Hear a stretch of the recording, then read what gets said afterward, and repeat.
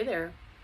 Are you in a situation where shifting your perspective just a smidgen might change everything?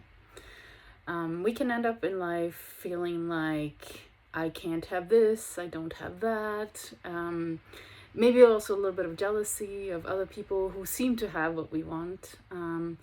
And so for me, it's super helpful to realize all the things that I do have, right? All the abilities, all the comforts, all the wonderful things that I do have in my life that really starts to shift me into these are the things that I have, like gratefulness, right?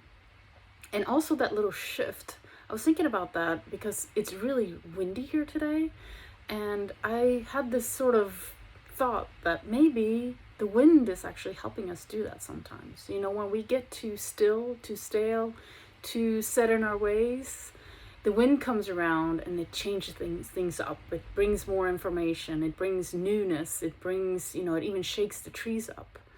And we get to feel it too. You know, the ions in our body start to leave us when it's windy, and then they can get replaced by other informations, other things, other ions, right? With new thoughts, new feelings, new emotions, all those that great stuff. So really shifting your perspective is super, super helpful when it comes to what you conceive of not having versus what you actually do have.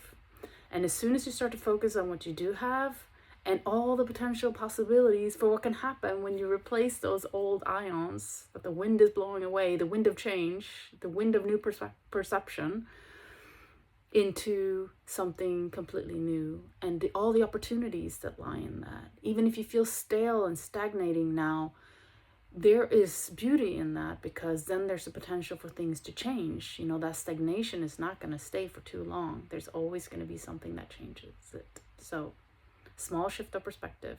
Let's try that today. Lots of love. Namaste.